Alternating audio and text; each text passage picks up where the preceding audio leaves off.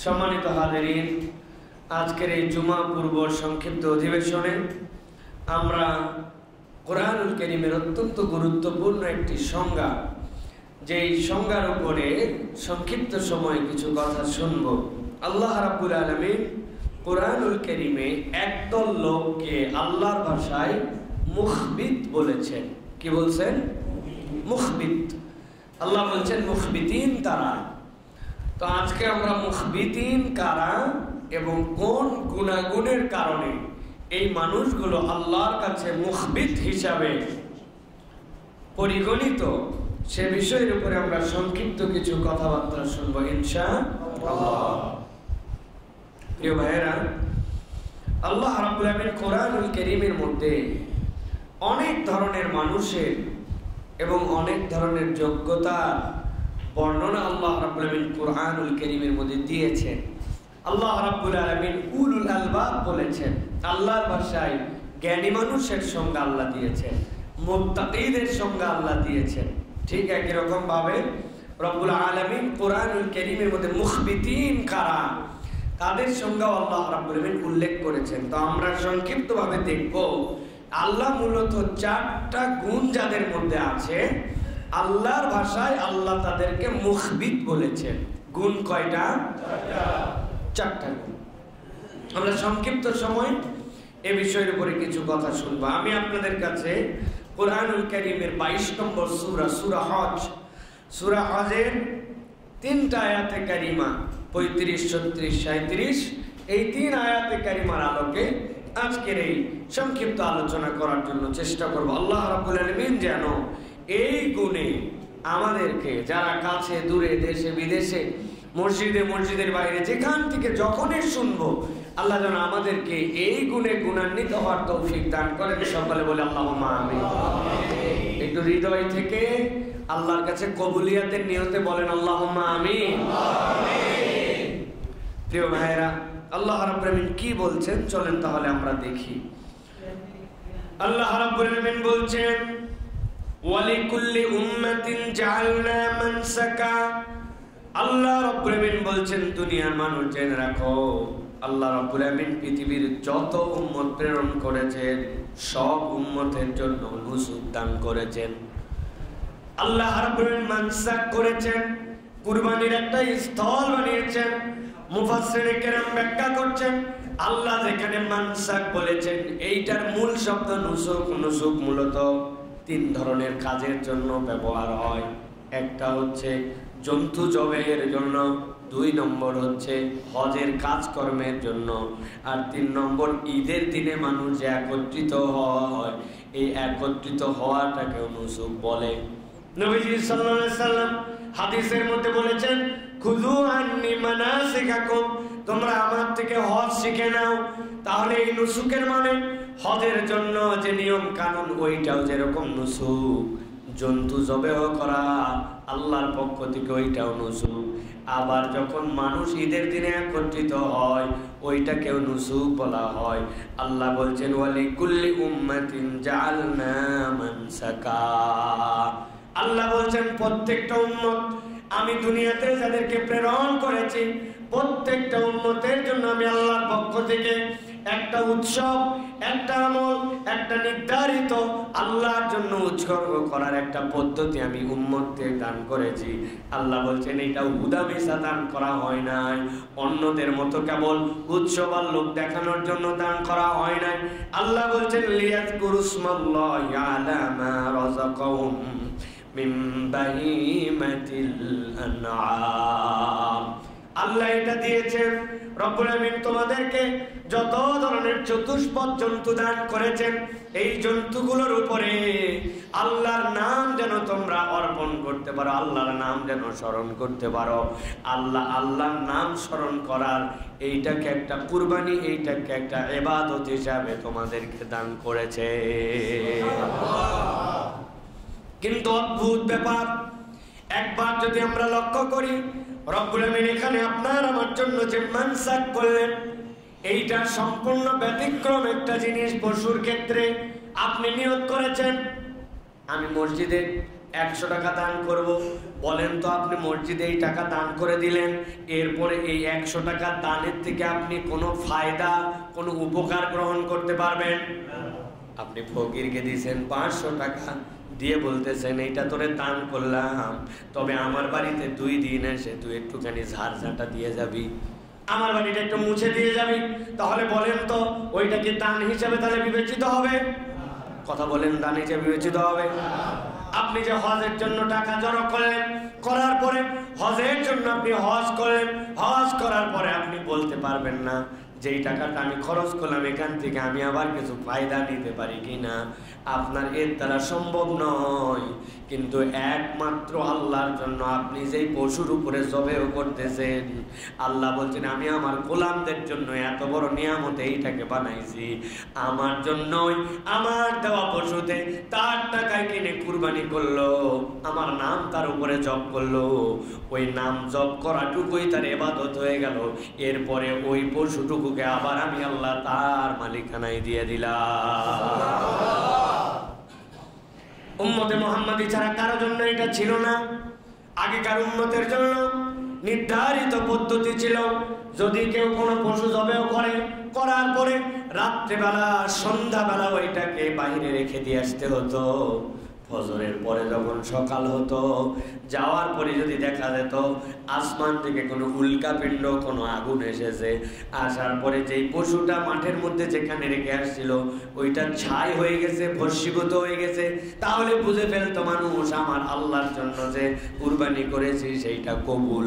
আর যারটা সকালবেলা দেখা যাচ্ছে আস্ত আছে, আগের মতোই আছে, তাহলে বোঝা যেত তার এই কুরবানির মধ্যে ভেজাল আছে, আল্লাহ রাব্বুল আলামিন কবুল করেন নাই।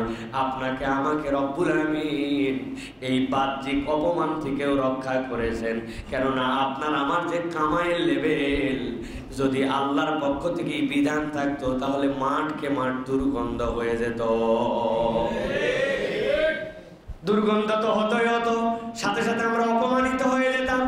আল্লাহ রাব্বুল আলামিন এই জন্য বলছেন, বান্দা আমি তোর জন্য যে নিয়ামত দিলাম, মা রাযাকাকুম মিন বাহিমাতিল আনআম, আমি রব্বুল আলামিন তোকে এই বাহিমাতুল আনআম গুলাও দিয়েছি, এই পশুগুলাও আমি তোকে দিয়েছি।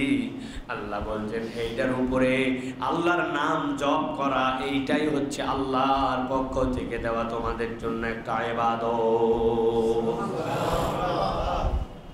আল্লাহ রাব্বুল আলামিন বলছেন ফাইলাহুকুম ইলাহু ওয়াহিদ, জেনে রাখো তোমাদের সকলের ইলাহ এক। যত উম্মত যাদেরকে যেটাই দেওয়া হোক ইলাহ হিসাবে সকলের ইলাহ হচ্ছেন আল্লাহ। আল্লাহ এরপরে বলছেন নবী আপনি জানান ফালাহু আসলিমু, অতএব ইলাহ যদি একজনই হন, এদিক সেদিক কেন তোমরা আত্মসমর্পণ করো।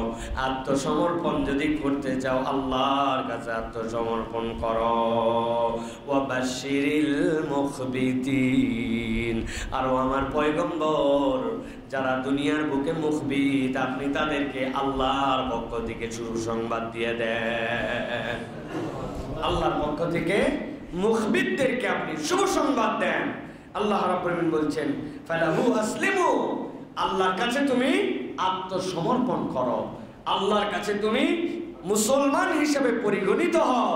উদখুলু ফিস সিলমি কাফা, ধানায় বানাই করে নয়, পূর্ণ আল্লাহর কাছে ঈমান নিয়ে আল্লাহর কাছে তুমি প্রবেশ করো। আল্লাহ রাব্বুল আলামিন বলছেন আর জেনে রাখো আল্লাহর কাছে যারা অবনমত মুখবিত, আমি আল্লাহ বললাম রাসূল আপনি তাদেরকে শুভ সংবাদ দেন। সুবহানাল্লাহ। আল্লাহর পক্ষ থেকে খুশখবরি কাদের জন্য? যারা মুখবিত।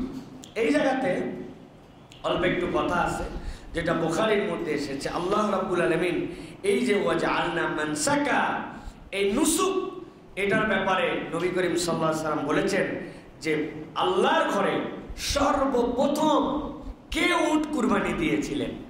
যতটুকু হাদিস দ্বারা বোঝা যায় ইলিয়াস ইবনে মুদার, ইলিয়াস ইবনে মুদার তিনি ছিলেন প্রথম যিনি আল্লাহর ঘরে বাইতুল্লাহ প্রথম বুদনা, প্রথম উট কুরবানি করেছিলেন। সুবহানাল্লাহ।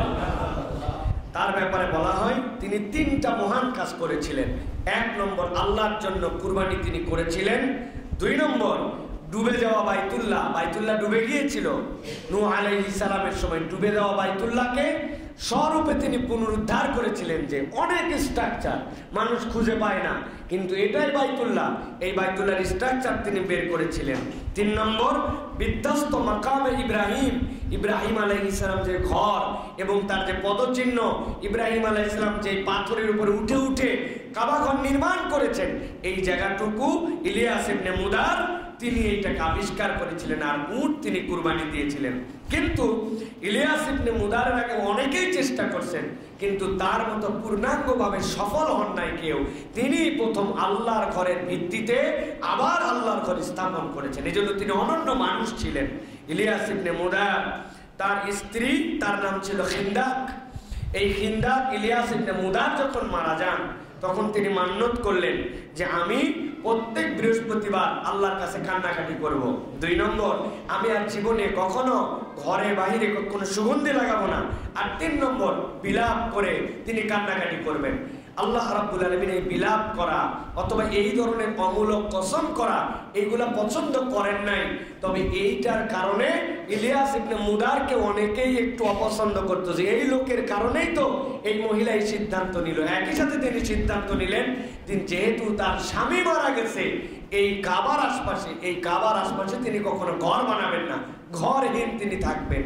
এই কাজগুলি ইসলাম পূর্ণাঙ্গ রূপে অ্যালাউ করে না। কিন্তু ইলিয়াস ইবনে মুদার যে অবদান ছিল তার, রাসূলুল্লাহ সাল্লাল্লাহু আলাইহি ওয়াসাল্লাম বললেন, যেটা আসছে ইমাম মুহাইলি তার থেকে, তিনি বলছেন, নবীজি বলেছেন, তোমরা ইলিয়াসকে কখনো খারাপ বলো না, কেননা আমি সাক্ষ্য দিচ্ছি যে সে মুমিন বান্দা ছিল। সুবহানাল্লাহ। মুমিন মানে কি? আল্লাহ রাব্বুল আলামিন এই আয়াতে কারিমার মধ্যে তার একটা পরিচয় দিয়েছেন, ওয়ালাহু আসলিমু ওয়া বাশশিরিল মুখবিতিন। তিনি ছিলেন আল্লাহর কাছে একজন বিনয়ী বান্দা। সুবহানাল্লাহ। আল্লাহ রাব্বুল আলামিন এবার পরিচয় দিচ্ছেন দুনিয়ার মানুষ, যাদেরকে আমি রব্বুল আমিন নবীর মাধ্যমে বললাম, দুনিয়ার মানুষ তাদের পরিচয় জানো নাকি? ওয়াবাশশিরিল মুখবিতিন। মুখবিতিন কারা? মুফাসসিররা ব্যাখ্যা করছেন, গভীর মনোযোগে বোঝেন। আগে সংজ্ঞাটা বুঝে নেই আমরা, যে আল্লাহ রাব্বুল আমিন মুখবিত শব্দ দ্বারা কি বুঝিয়েছেন। আরবিতে খাবাত শব্দের অর্থ হচ্ছে নিম্নভূমি। একটা ভূমি আছে উচ্চভূমি, আর একটা হচ্ছে খাবাত মানে হচ্ছে নিম্নভূমি। উচ্চভূমির পানিগুলা যখন বর্ষা হয় নিম্নভূমির দিকে গড়ায় যায়। একটা বরেন্দ্রভূমি বলা হয় যেগুলা লেয়ার বাই লেয়ার উঁচু, আরেকটা হচ্ছে নিম্নভূমি। এমন ব্যক্তিকে খাবিত বলা হয় যেই ব্যক্তি নিজের যোগ্য অবস্থান থাকার পরে অহংকারী হয় না, বরং ওই মানুষটা নিজেকে নিচু মনে করে। মুফাসসিররা ব্যাখ্যা করছেন, হযরতে কাতাদা এবং ইমাম মুজাহিদ বলছেন, মুখবিত মানে আর কিছুই নয়। মুখবিত মানে দুনিয়ার বুকে যেই মানুষটা বিনয়ী, যেই মানুষটা সব সময় বিনয় অবনতভাবে চলে, আল্লাহর কাছে তারাই হচ্ছে মুখবিত।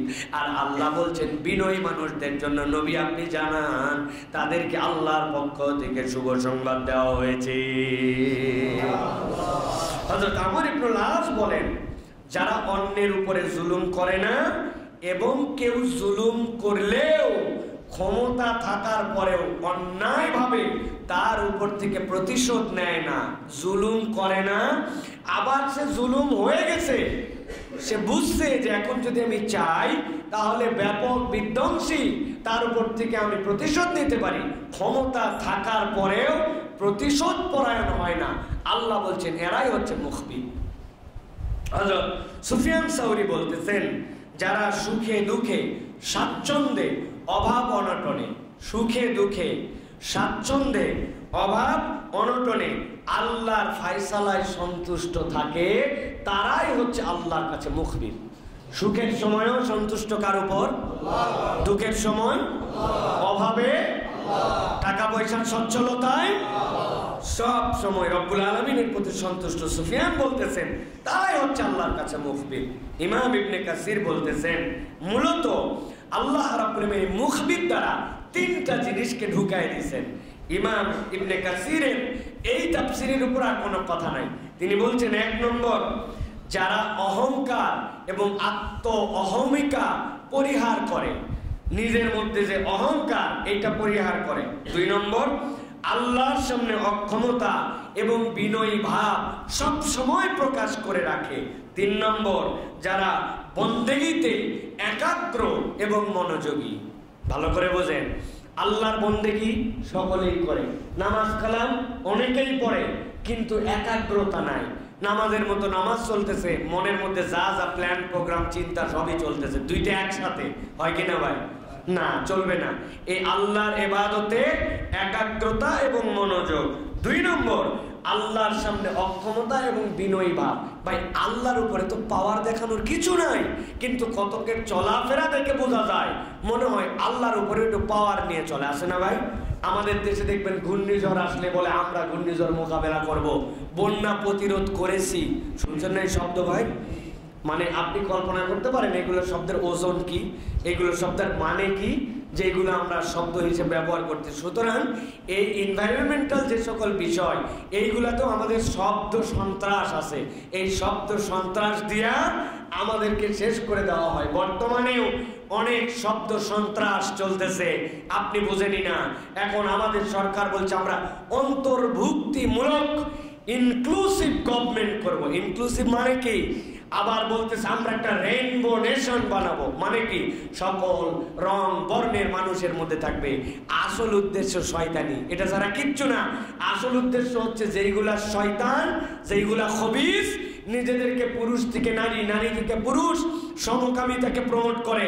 এখন ডাইরেক্ট এইগুলো বললে মুসলমানরা মানতে চায় না, ওই জন্য নাম দিছে অন্তর্ভুক্তিমূলক, নাম দিছে ইনক্লুসিভ, নাম দিছে রেইনবো নেশন।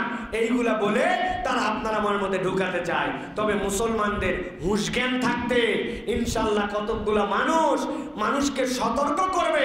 এই সতর্কতার উপরে আপনারা যদি বেশি মাতব্বরি করেন, তাহলে যেরকম ওই পাপাচার, স্বৈরাচার, ফ্যাসিস্টদেরকে মানুষ ছুঁড়ে ফেলছে, আপনাদেরকেও ছুঁড়ে ফেলতে 1 মুহূর্ত সময় নেবে না। ভালো করে এটা মনে রেখে সামনের দিকে কার্যক্রম গ্রহণ করা আমাদের উচিত হবে প্রিয় ভাইরা। সুতরাং আমরা বলবো অহংকার এবং আত্মম্ভরিতা, যেটা আমাদের নিজেদের হাম্বড়াই, নিজেদের ভাব কি হনুরে আছে না ভাই? ধরাকে সরা জ্ঞান করা আছে না ভাই? মানে আগে আমাদের আরেকটা কথা মনে পড়তেছে না এই মুহূর্তে, যে কি 2 দিনের বৈরাগী লাউকে বলে, হ্যাঁ, এই যে আমাদের এই যে এইরকম ভাব, এই ভাবগুলি ভালো না প্রিয় ভাইরা। ওই যে হাতি ঘোড়া গেল তল, হ্যাঁ, মশা বলে কত জল। এখন সেই অবস্থা আমাদের হয়েছে প্রিয় ভাইরা।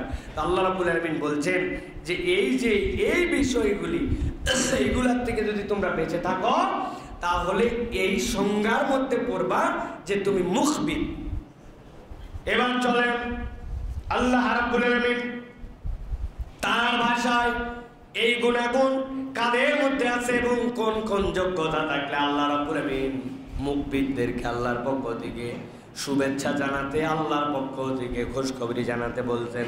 আল্লাহ রাব্বুল আলামিন বলছেন, নবী আমি এইটুকু বলে রেখে দেই নাই, মুফাসসিররা তো তাদের ভাষায় বলেছেন, কিন্তু আল্লাহ রাব্বুল আলামিন এবার স্পষ্ট করছেন, তারা শব্দের ব্যাখ্যা করেছেন।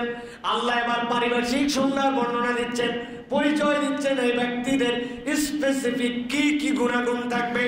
আল্লাহ বলছেন, আল্লাযীনা ইযা যুকিরাল্লাহু ওয়াজিলাত কুলুবুহুম ওয়াস-সাবিরিনা আলা মা আসাবাহুম ওয়াল মুকিমিস সালাতি ওয়া মিম্মা রাযাকনাহুম ইউনফিকুন। আল্লাহ রাব্বুল আলামিন এবার 4টা খুবই সংক্ষেপ, খুবই সুন্দরভাবে আল্লাহ রাব্বুল আলামিন স্পষ্ট করে দিয়েছেন। আমরাও সংক্ষিপ্ত সময়ে এই 4টা গুণে যারা আল্লাহ গুণান্বিত করেছেন, এইটার সংক্ষিপ্ত ব্যাখ্যা বিশ্লেষণ কেবল শুনবই না, আজকের থেকে নিয়ত করব রব্বুল আমিন আমিও এই দলের মধ্যে অন্তর্ভুক্ত হয়ে আপনার শুভ সংবাদের ভাগীদার হতে চাই। তাই কি না? কারণ আমি বলনেওয়ালা বলে যাবো, আপনি শুননেওয়ালা শুনে শুনে চলে যাবেন, এরকম হবে না। আজকে সিদ্ধান্ত হবে, আজকে নয় এখন থেকেই, যে আমরা যা শুনবো এইটুকু পালন করার জন্য চেষ্টা করতে হবে প্রিয় ভাইয়েরা। 1 নম্বরে আল্লাযীনা ইযা যুকিরাল্লাহু ওয়াজিলাত কুলুবুহুম, আল্লাহ বলছেন যারা আল্লাহর কাছে শুভ সংবাদ পাবে মুখবিতিনদের অন্তর্ভুক্ত, তাদের 1 নম্বর গুনাহগুণ হচ্ছে যখনই আল্লাহর জিকির তাদের সামনে করা হয় ওয়াজিলাত কুলুবুহুম, তাদের অন্তরগুলো সাথে সাথে আল্লাহ রাব্বুল আমিনের ভালোবাসায়, আল্লাহ রাব্বুল আমিনের ভয় ভীতিতে তাদের অন্তরগুলো সাথে সাথে প্রকম্পিত হয়ে যায়। ইবনে কাসির বলছেন কারো মহত্বের কারণে, কারো বরত্বের কারণে যখন কোনো মানুষ নিজে নিজে ভয় তৈরি হয়, নিজে নিজে যখন তার মধ্যে এমন অনুভূতি তৈরি হয়, এই ব্যক্তিটার সামনে যা তা বলা যাবে না। আপনি যখন আপনার বন্ধুর সাথে যান তখন আপনি তার সামনে যা ইচ্ছা তাই বলতে পারেন, ইচ্ছা মতো কথাবার্তা বলতে পারেন, ঠিক কিনা? কিন্তু আপনি যদি আপনার ইমামের সামনে যান, আপনি যদি আপনার বাপের সামনে যান, একটু আগে বন্ধুর সাথে যে ভাষায় কথা বলেছেন, খিস্তি খেউর করেছেন, বাপের সামনে কথা বলা যায় না, ইমামের সামনে কথা বলা যায় না, ঠিক কিনা? আব্দুল্লাহ জাহাঙ্গীর স্যার রাহমাতুল্লাহি আলাইহি উদাহরণ দিতেন উনি, যে দেখো মানুষ বলে তার রাগকে সে সামাল দিতে পারে না, এটা একটা সর্বাঙ্গের সত্য কথা নয়, বরং মানুষ চাইলে তার রাগকে সে নিয়ন্ত্রণ করতে পারে। আল্লাহ রাব্বুল আমিন যে বলছেন কাযিবিনাল গাইজ, রাগকে সম্বরণ করতে পারে, এটার সাথে মিলানোর জন্য বলছে। কারণ মহত্বের কারণে ভয়ভীতি কেমন হয়, স্বামী স্ত্রী ফাইট লাগাইছে, ওরে গন্ডগোল, মনে হচ্ছে বাড়ির ভিতরে কিয়ামত শুরু হয়ে গেছে, হয় না ভাই এরকম? ফাটাফাটি অবস্থা, একবারে মোটামুটি কঠিন অবস্থা, স্বামী স্ত্রী দুইজন চিল্লা চিল্লি হই চই, যখন তখন কিয়ামত কিয়ামত ভাব। এখন রাগের ঠেলায় স্বামী যা ইচ্ছা তাই বলতেছে, মনে হচ্ছে এই রাগ আর থামবে না, শেষই করে ফেলবে, এরকম একটা অবস্থা। এমন সময় বাড়ির দরজায় কেউ একজন এসে নক করেছে, ডেকেছে। এখন রাগের সময় দরজায় ডাকছে, একবার না তাও পরপর 2-3 বার কলিং বেল দিছে, বলছে খালি যাই আজকে গেটে, কোন বেটা আজকার শেষ করে ফেলবো। ধরেন ওই সময় তার বাড়ির সামনে সে ধারণা করছে কোনো ফকির মিসকিন হয়তো টাকা চাইতে আসছে, ব্যাগ কম, এতবার ডাকে নাকি শুনছি তো, ভিতরে রাগ, সামনে ওই জায়গায় আজকে কিছু না হলেও এমন কিছু কথা শোনাবে, ওর কলিজাটা ঠান্ডা করে দিবে একবারে। দরজাটা খুলছে, খুলে দেখে এমপি সাহেব দাঁড়াইছে। কে দাঁড়াইছে? এমপি সাহেবকে দেখে, ভাই আপনি কিরকম করে গেছিল মোশানটা? মোশান গেছিল বক্সিং নিয়ে, এক্ষণে নাক মুখ সব উড়ায় ফেলবে। আর এমপি কে দেখে পানি হয়ে গেছে, ভাই আপনি আসবেন আমার বাড়িতে, একটু বলে আসবেন না? কেমনে কি রে ভাই? আসে এমন হাসি দিচ্ছে, মনে হচ্ছে বাড়িতে এতক্ষণ শুধু হাসতে হাসতে গড়াগড়ি দিচ্ছিল, আসলে বাড়িতে কি করতেছিল ভাই? ঝগড়া করতেছিল।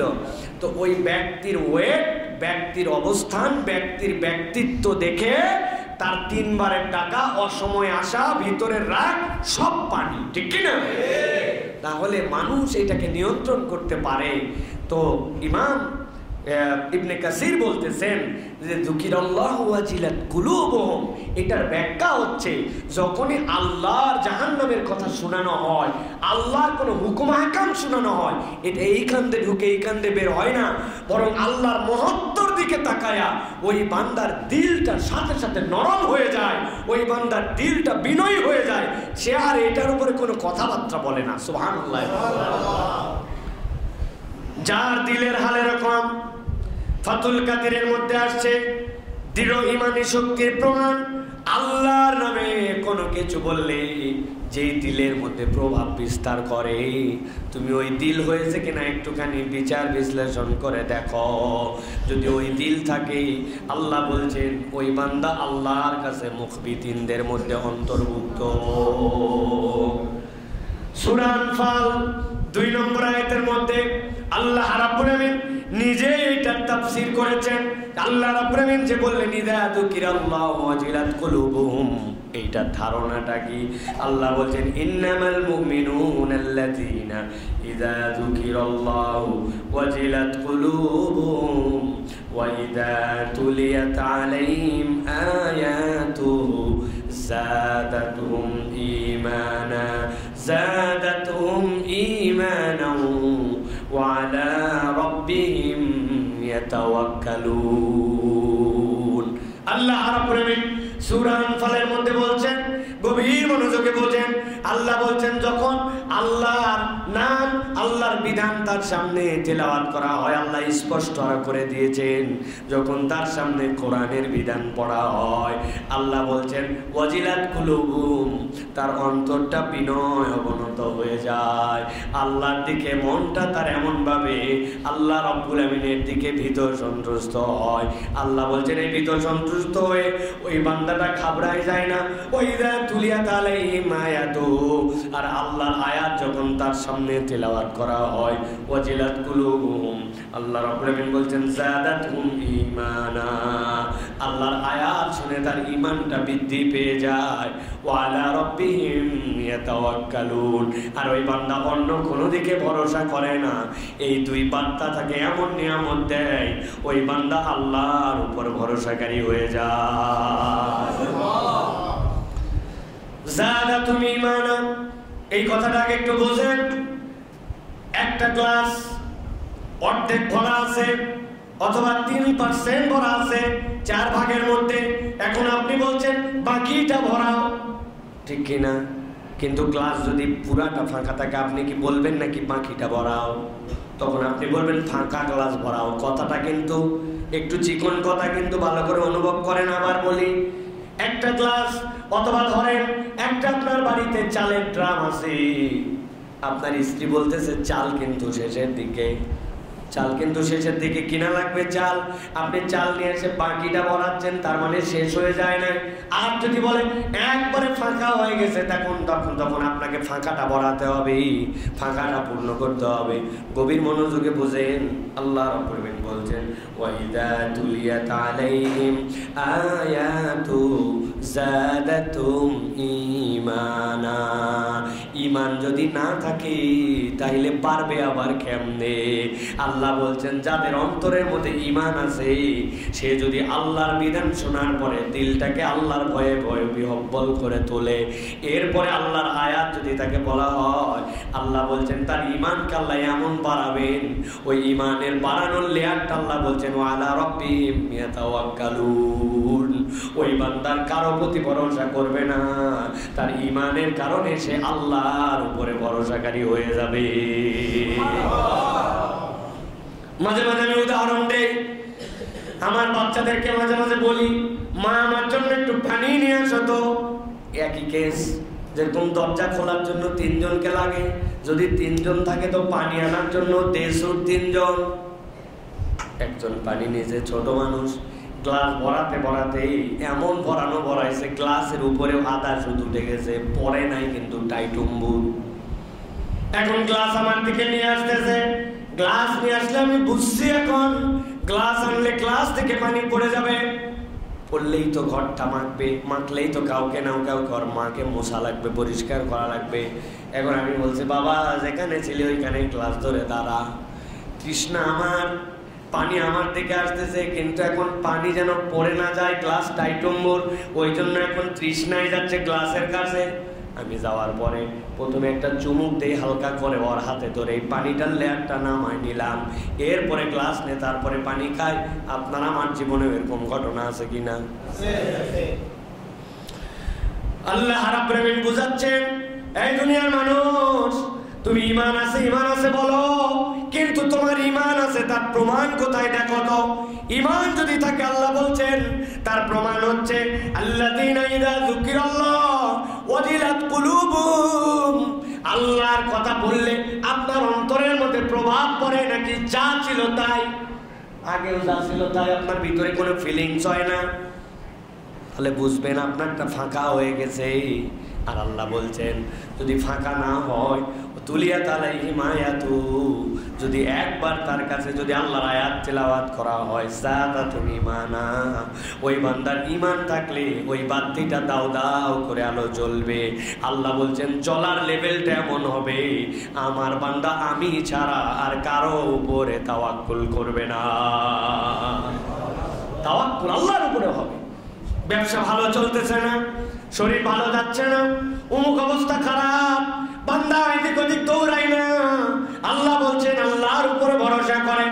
আল্লাহ রাব্বুল আমিন বলছেন ওয়াবাশশিরিল মুখবিতিন, ও আমার হাবিব এই মুখবিত মুখবিদদেরকে আপনি আল্লাহর পক্ষ থেকে শুভেচ্ছা জানান। ওই মুখবিদদের 1 নম্বর গুণ হচ্ছে আল্লাহর বিধান শুনলে তার অন্তরের মধ্যে ক্রিয়া করে। এখন আমরা হিসাব মিলাই যে আমাদের এই ক্রিয়া করে না করে না। আল্লাহ বলছেন ক্রিয়া যদি করে, তুমি বলছো হ্যাঁ হ্যাঁ ক্রিয়া করে। আল্লাহ বলছেন না, তোমার সংজ্ঞায় হবে না। আল্লাহ রাব্বুল আলামিন তার প্রমাণ দিয়েছেন কোরআনের কারিমের মধ্যে আপনার ক্রিয়াটা কেমন করে হবে। আল্লাহ বলছেন আল্লাহু নাযালা আহসানাল হাদিসি কিতাবাম মুতাশাবিহাম মাসানিয়া তাকশাইরু মিনহু জুলুদুল লাযিনা ইয়াখশাউনা রাব্বাহুম সুম্মা তালিনু জুলুদুহুম ওয়া কুলুবুহুম ইলা যিকরিল্লাহ যালিকা হুদাল্লাহি ইয়াহদি বিহি মান ইয়াশা। আল্লাহ বলছেন এই দুনিয়ার মানুষ, তুমি মাঝে মাঝে না বলো অমুক কথা শুনে গায়ে থাকায় দেখেন আমার পশম দাঁড়ায় গেছে, বলি না আমরা? ভয়ে আমার পিলা চমকায় গেছে, পিছন দিক থেকে মনে হয় একটা ঠান্ডা নেমে পা দিয়ে নেমে গেছে, বলি কিনা আমরা? ঠিক আল্লাহ একই কথা বলছেন। আল্লাহ এমন কিতাব তোমাদেরকে অবতীর্ণ করেছেন যার মধ্যে আল্লাহ রাব্বুল আলামিন তোমাদের জন্য আল্লাহর পক্ষ থেকে দিক নির্দেশনা দিয়েছেন। যখন বান্দা এই কিতাবের বিধান শুনে তাকশাইরু মিনহু জুলুদুল লাযিনা ইয়াখশাউনা রাব্বাহুম, যারা আল্লাহকে ভয় করে তাদের আল্লাহ বলছেন তাদের চামড়ার উপরে যেই পশমগুলি আছে আল্লাহর ভয়ে এইগুলা দাঁড়ায়া যায়। আল্লাহ বলছেন অনুভূতির লেভেলটা এমন হয় যে যখন সেরকম আল্লাহর ভয়ে ভীত বিহ্বল হয়, সুম্মা তালিনু জুলুদুহুম ওয়া কুলুবুহুম লিযিকরিল্লাহ, ভয় পাইছে, বিরাট ভয়। আল্লাহ বলছেন এইটার কোনো ভ্যালু নাই, এমন ভয় পাইছে। আল্লাহ বলছেন এরপরে তার পুরা শরীর আর তার অন্তর আল্লাহর জিকিরে নিমজ্জিত হয়ে যায়। সুম্মা তালিনু জুলুদুহুম ওয়া কুলুবুহুম, শরীরও যেরকম অবনত হয় অন্তর অবনত হয়।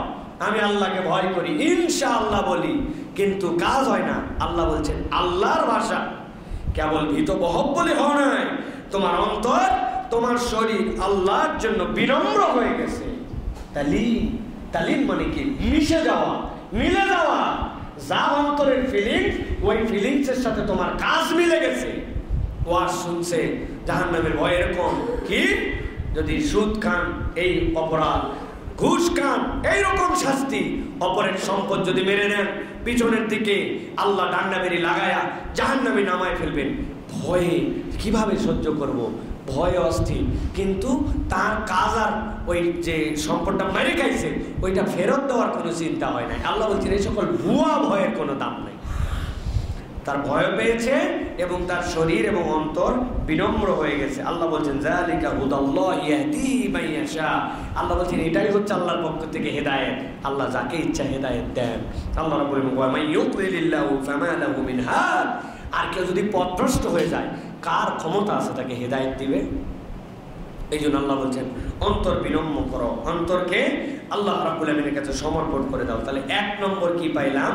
যে আল্লাহর বিধিবিধানে অন্তর বিনম্র হয়। 2 নম্বরে আল্লাহ বলছেন আস-সাবিরিনা আলা মা আসাবাহুম, এই মানুষগুলা দুনিয়ার বুকে আল্লাহ রাব্বুল আলামিন যে রকম অবস্থায় তাকে চাপায় দেন না কেন সে ওই অবস্থার উপরে সবর করে।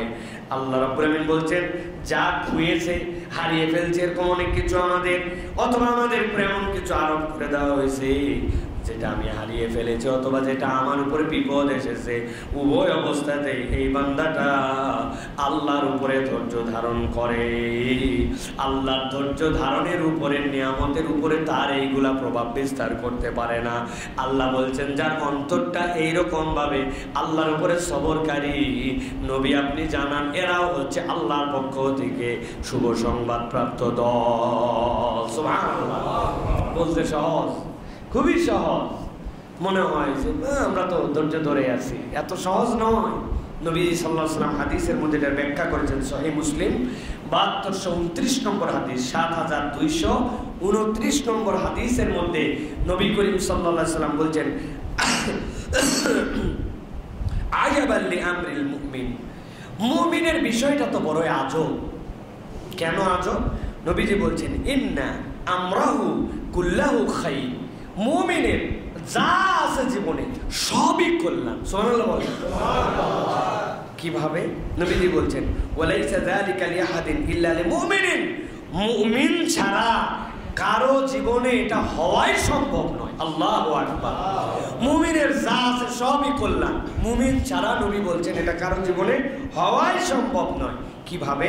নবী বলছেন, ইন আসাবাতহু সাররাউ শাকারা ফাকানা খায়রাল লাহু, যখন তার উপরে কোনো খারাপ অথবা তার উপরে কোনো কঠিন বিষয় পতিত হয়, এই অথবা তার উপরে কোনো কল্যাণ আল্লাহ রাব্বুল আলামিন দেন, যে এই বান্দাটা আল্লাহ রাব্বুল আলামিনের পক্ষ থেকে একটা ভালো বিষয় পেয়ে গেছে, সাথে সাথে সে আল্লাহ রাব্বুল আলামিনের কৃতজ্ঞতা করে, আর কৃতজ্ঞতা তো তার জন্য কল্যাণ। এরপরে নবীজি বলছেন, ওয়াইনা সাহাবাতু দাররা, অথবা তার উপর যদি কোনো খারাপ কিছু আসে, সাবারা, তাহলে সে এর উপরে ধৈর্য ধরে, ফাকানা লাহু খায়র, তাহলে এটাও তার জন্য খায়রাল্লাহু, এটাও তার জন্য কল্যাণ। ভালো একটা কিছু পাইছে, কৃতজ্ঞ হয়ে গেছে, এটা তার কল্যাণ।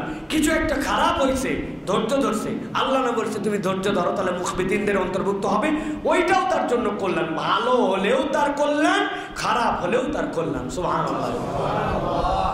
নবীজি সাল্লাল্লাহু আলাইহি সাল্লাম এটা বলেছেন। প্রিয় ভাইরা, এই জন্য আল্লাহর সিদ্ধান্তে সন্তুষ্ট থাকা এটাই আমাদের জন্য বিজয়। কি বলেছি ভাই? আল্লাহর সিদ্ধান্তে সন্তুষ্ট থাকা এটাই আমাদের জন্য বিজয়। কোরআন এগুলো আমাদেরকে ইন্ডিকেট করেছে। ইউসুফ আলাইহিস সালাম, তাকে ছলনা করা হলো না, এরপরে ইউসুফ আলাইহিস সালামকে ধরে নিয়ে যায় জেলে রাখা হলো। জেলে রাখা হয়েছে না? বলেন তো ভাই, জেলে রাখা কি আমাদের জন্য ভালো কাজ না খারাপ কাজ? আমাদের স্বাভাবিক বিশ্লেষণে এটা আমাদের জন্য কল্যাণ না অকল্যাণ? কেউ যেচে পড়ে জেলে থাকতে চায়, এরকম জিন্দেগি চায় না। কিন্তু আল্লাহ রাব্বুল আলামিন বলছেন, ফাস্তাজাবা লাহু রাব্বুহু ফাসরাফা আনহু কাইদাহুন্না ইন্নাহু হুয়াস সামিউল আলিম। সূরা ইউসুফ 34 নম্বর আয়াতের মধ্যে আল্লাহ বলছেন, তারা আমার পয়গম্বরের উপর বিরাট কায়েদ করলো, ষড়যন্ত্র করলো। আল্লাহ রাব্বুল আলামিন তাদের ষড়যন্ত্রকে নস্যাৎ করলেন। কিভাবে? আল্লাহ তাকে জেলের মধ্যে নিয়ে গেলেন। আমরা দেখছি জেলের মধ্যে নিয়ে যাওয়া বিপদ, আর আল্লাহর ভাষায় ওই জেল ছিল তার জন্য সবচেয়ে বড় নিরাপদ। সবচেয়ে বড় নিরাপত্তা তার মধ্যে তাকে দিয়েছেন। শুধু নিরাপত্তাই নয়, বিনা পুঁজি একটা এমন যোগ্যতা আল্লাহ দিয়েছেন যে পৃথিবীতে আর কোন পয়গম্বরকে, আল্লাহ সকল পয়গম্বরকে দিয়েছেন, কিন্তু বিনা পুঁজিতে এই জিনিসটা আল্লাহ রাব্বুল আলামিন কোন পয়গম্বরকে সম্মানিত করেন নাই। বলেন তো ভাই, স্বপ্ন একজন দেখলো আর আমি স্বপ্নের ব্যাখ্যা করলাম, এর পুঁজি কি? ইউনিভার্সিটিতে পড়ালেখা করা লাগছে না ভাই? হ্যাঁ, কোন পুঁজি আছে এটার ভাই? আপনি স্বপ্ন দেখছেন, কোনো পুঁজি নাই, আর আমি স্বপ্নের ব্যাখ্যা করছি, কোনো পুঁজি নাই। পুঁজিহীন আল্লাহ এমন এলেম দিলেন, সুবহানাল্লাহ। অনেক জ্ঞানের কিন্তু অনেক পরিশ্রম করা লাগে। আপনি যদি গণিত শেখান, পুঁজি লাগবে না? লাগবে না ভাই? কেইসা পুঁজি লাগবে, এটা আপনাকে জানতে হবে। আপনি ভূগোল পড়াবেন, দুনিয়ার ব্যাপারে আপনার কত বড় জ্ঞান লাগবে বলেন তো ভাই? আসমান বিদ্যায় একজন সায়েন্টিস্ট, সে নোবেল পাইছে, কিন্তু তাকে কতটুকু পর্যন্ত জ্ঞান অর্জন করতে হয়েছে। আর উনি স্বপ্ন দেখছে যে মিশরের মধ্যে এরকম দুর্ভিক্ষ, সবাই শেষ হয়ে যাচ্ছে, এই 7টা গরু, এরপরে উনি এটার ব্যাখ্যা করে দিচ্ছে। উনি এটার কোনো পুঁজি আছে? আল্লাহ রাব্বুল আলামিনের পক্ষ থেকে এইটা আসছে। আল্লাহ বলতেছেন, তুমি দেখলে যে বান্দা, ওনাকে জেলে রাখা হয়েছে বিপদ, আর আমি আল্লাহ সকল ষড়যন্ত্র ওখান থেকে শেষ করে দিয়েছি। সুবহানাল্লাহ। এই জন্য নবীজি বলছেন, মুমিনের বিষয়টা কতই না অবাক করা, যে আল্লাহ রাব্বুল আলামিন যা দিয়েছেন তাই কল্যাণ। ভালো কিছু পাইছে কৃতজ্ঞ, খারাপ হয়েছে সবর, উভয় অবস্থাতে আল্লাহ রাব্বুল আলামিন তার জন্য কল্যাণের ফয়সালা করে দিয়েছেন। সুবহানাল্লাহ। আল্লাহ রাব্বুল আলামিন এরপরে বলছেন, 3 নম্বর গুণ হচ্ছে মুকিমিনাস সালাত। এই মানুষরা সালাতওয়ালা হবে। আল্লাহর পক্ষ থেকে খোঁজখবরি পেতে হলে, আল্লাহর পক্ষ থেকে নিয়ামত পেতে হলে ইমানদার কখনো বেনামাজি হতে পারে না। গত জুম্মার আলোচনা মনে আছে না? নাই? ভুলে গেছেন? নতুন লোকজন অনেক আসছেন, আপনাদের কাছে বলেছি না ইমানদার কখনো নামাজ ছাড়া হতে পারে না। পাকিস্তানের ওই যে ছাত্র আর শিক্ষক মনে আছে, ছাত্র শিক্ষককে জিজ্ঞাসা করছিল, শিক্ষক ছাত্রকে বাবা বলো তো নামাজ পড়ে না কারা? ছাত্র উত্তর দিছে কয় শ্রেণীর লোক নামাজ পড়ে না? এই যে মাশাআল্লাহ মনে আছে, কয় শ্রেণী? আবার মনে করায় দেন, ভালো করে দেখেন, হিসাব মিলাই নেন। আল্লাহ বললেন ওয়াবাশশিরিল মুখবিতিন, আপনি যারা মুখবিত তাদেরকে শুভেচ্ছা জানান, জান্নাতের খোঁজখবর দেন। আল্লাহ বলছেন ওয়াল মুকিমিনাস সালাহ, তাদের 3 নম্বর গুণাগুণ হবে, নামাজহীন হবে না। দুনিয়া একদিক, তার সালাত একদিক। ছাত্র উত্তর দিয়েছে উস্তাদ দুনিয়াতে 3 শ্রেণীর লোক নামাজ পড়ে না। 1 নম্বর, দুনিয়াতে যারা মারা গেছে তারা নামাজ পড়ে না। বলেন কারা? 2 নম্বরে যারা আস্ত পাগল, অর্ধ পাগল না, একদম আস্ত পাগল, পাগল নামাজ পড়ে না, ঠিক না? আর 3 নম্বর বলছে ওই ছেলে ওস্তাদ আমি যতটুকু দেখছি কোনো অমুসলমান নামাজ পড়ে না। তাহলে নামাজ পড়ে না কয় ধরনের লোক? কথা বলেন সবাই, বলেন নাই কারা? আরেকবার বলেন কয় ধরন? 1 নম্বরে যারা মারা গেছে, বলেন যারা। 2 নম্বর যারা, 3 নম্বর যারা অমুসলমান। অমুসলমান এবার উত্তর দিবেন, একে একে জিজ্ঞাসা করব, আপনি আমি কি মারা গেছি? বুঝে বল, মারা গেছি। আপনি আমি কি পাগল? আপনি আমি কি অমুসলমান? যারা দূরের থেকে শুনতেছেন মসজিদের মধ্যে যারা, তারা নয় বাদ দিলাম, দূরে যারা, আপনারা কি অমুসলমান? হ্যাঁ, তাহলে এখন আপনার কাছে আমি কিন্তু একটাও আটকাই নাই, আপনারা নিজেরা বলছেন, আপনারা নিজেরাই বলছেন পাগল নন, অমুসলমান নন, আবার নিজেরাই বলছেন আমরা হচ্ছে দুনিয়ার বুকে মৃত নন। তাহলে আপনি যদি জীবিত থাকেন, আপনি যদি পাগল না হন আর অমুসলমান না হন, তাহলে আপনার নামাজ পড়া লাগবে। নামাজ যদি না পড়েন ওই 3টার মধ্যে একটাই ঢুকে যাওয়ার সম্ভাবনা আছে, ঠিক কিনা? একজনকে জিজ্ঞাসা করছে, তুই কি ভিক্ষা করা ছেড়ে দিছিস না এখনো করিস? ওই লোক আগে সত্যি ভিক্ষা করতেন, এখন কি উত্তর দিবে ভাই? ভিক্ষা করা ছেড়ে দিছিস না এখনো করিস? বলবে না না, তার মানে কি আগে ভিক্ষা করতে এখন বাদ দিস। আর যদি হ্যাঁ হ্যাঁ, তার মানে আগেও ভিক্ষা করতে এখনো ভিক্ষা করে। তাই প্রশ্নটা কিন্তু আটকায় গেছেন ভাই। আল্লাহ রাব্বুল আলামিন এই জন্য বুঝাইছেন হায়াত আছে যার, পাগল নয় যে, আর ইমানের দাবিদার ও নামাজ ছাড়া থাকতে পারে। এখন আপনার সিদ্ধান্ত, এটা বাকিটা আপনার কাছে। এই আলোচনা শেষ। 4 নম্বরে আল্লাহ রাব্বুল আলামিন বলছেন ওয়াবাশশিরিল মুখবিতিন, যারা মুখবিত তাদের শুভ সংবাদ দেন। 4 নম্বর তাদের গুণাগুণ কি? 4 নম্বর তাদের গুণ হচ্ছে মিম্মা রাযাকনাহুম ইউনফিকুন। আল্লাহ বলছেন আল্লাহ তাদেরকে যে রিজিক দিয়েছেন ওই বান্দা কৃপণতা করে না, ওই রিজিক থেকে বান্দা খরচ করে। সুবহানাল্লাহ। আল্লাহ রাব্বুল আলামিন সূরা আলে ইমরান 37 নম্বর আয়াতের মধ্যে বলছেন ইন্নাল্লাহা ইয়ারযুকু মান ইয়াশাউ বিগাইরি হিসাব। এই দুনিয়ার মানুষ, রব্বুল আলামিন যাকে ইচ্ছা তাকে হিসাব ছাড়া রিজিক দিতে পারেন। মুখবিতরা যদি 3টা গুণ পূরণ করে, আল্লাহ রাব্বুল আলামিন 4 নম্বরে যে বলেছেন সে তার রিজিক থেকে রিজিক দান করে, আল্লাহ তাকে এমন রিজিক দিবেন সে দান করে হিসাব করতে পারবে না, হিসাবের মধ্যে আনতে পারবে না। আল্লাহ রাব্বুল আলামিন তার যে গুণাগুণের কথা বলেছেন যে 1 নম্বর সে যদি যুকিরাল্লাহু ওয়াজিলাত কুলুবুহুম, 2 নম্বর যদি ওই বান্দা আস-সাবিরিন আলা মা সাবাহুম, তার হালতের উপর সে যদি সবরকারী হয়, আর 3 নম্বর যদি নামাজি হয়, আল্লাহ বলছেন তার 4র্থ গুণ হবে ওয়া মিম্মা রাযাকনাহুম ইউনফিকুন, সে আল্লাহ দেওয়া রিজিক থেকে দান করে। কিন্তু আল্লাহ বলছেন আল্লাহ তো রিজিক দেয়, দানও করে, কিন্তু আল্লাহ তাকে কি দিবেন? ইন্নাল্লাহা ইয়ারযুকু মান ইয়াশাউ বিগাইরি হিসাব।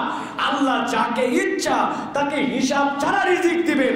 ওই হিসাব ছাড়া রিজিক অন্য কেউ পাবে না, মুখবিত বান্দারা পাবে। সুবহানাল্লাহ। ইমাম ইবনে আশুর রাহমাতুল্লাহি আলাইহি আত-তাহরিব ওয়াত তানবীরের মধ্যে বলছেন, বান্দা একটু ভালো করে বোঝো, আল্লাহ বলছেন হিসাব ছাড়া রিজিক দেন। অনেকেই বলে আল্লাহ আমাকে অনেক দিছে ভাই, তার মানে বুঝেন আপনি হিসাব দেয় না। আল্লাহ যেটা দিছে আপনি গুনতে পারবেন না, গুনতে না পারার মানে হচ্ছে ওটা বেহিসাব। সুবহানাল্লাহ। আপনি যদি গুনতেই পারেন, হিসাবের মধ্যে আনতে পারেন, তাহলে কেমনে হলো? আল্লাহ আপনাকে হিসাবের মধ্যে মিলাতে দিবে না। কেমনে চলে যায়, কেমনে পার হয়, কোন থেকে আসে, আমার হিসাবে গুলায় না। রব্বুল আলামিন বলছেন ওইটাই না হচ্ছে বেগাইরি হিসাব। আল্লাহ রব্বুল আলামিন তোমাকে অজস্র দিবেন। ওইটার ধরন কি? আল্লাহ কোরআনুল কারীমের সূরা আল ইমরানের 73-74 নম্বর আয়াতের মধ্যে আল্লাহ সেটারও ধারণা দিয়েছেন। কুল ইন্নাল ফাদলা বিয়াদিল্লাহি ইউতিহি মান ইয়াশা ওয়াল্লাহু ওয়াসিউন আলিম। আল্লাহ বলছেন বান্দাদেরকে বলেন দুনিয়ার যত ফদল, দুনিয়ার যত নিয়ামত সবগুলা আল্লাহর হাতে। কার হাতে? ইউতিহি মান ইয়াশা। আল্লাহ যাকে ইচ্ছা তাকে দেন। যাকে ইচ্ছা মানে কি? আল্লাহ বলছেন বাশশিরিল মুখবিতিন, আপনি মুখবিতদেরকে শুভ সংবাদ দেন। আল্লাহ বোঝাতে চান রব্বুল আমিন যাকে ইচ্ছা মানে আমার কোয়ালিটির মধ্যে যে আসছে আমি ওই বান্দাদেরকে নিয়ামত দেই। আল্লাহু ওয়াসিউন আলিম। আল্লাহ মহা প্রশস্ত সর্বজ্ঞ। আল্লাহু ওয়াসিউন আলিম। আল্লাহ যদি বাঁচায় রাখে আমাকে, শুধু এই আয়াতের উপর একদিন একটা খুতবা দেব ইনশাআল্লাহ। ওয়াসে মানে কি, আলিম মানে কি, আল্লাহ কি বার্তার মধ্যে ঢুকাইছেন আল্লাহ নিজে একটু ব্যাখ্যা করছেন।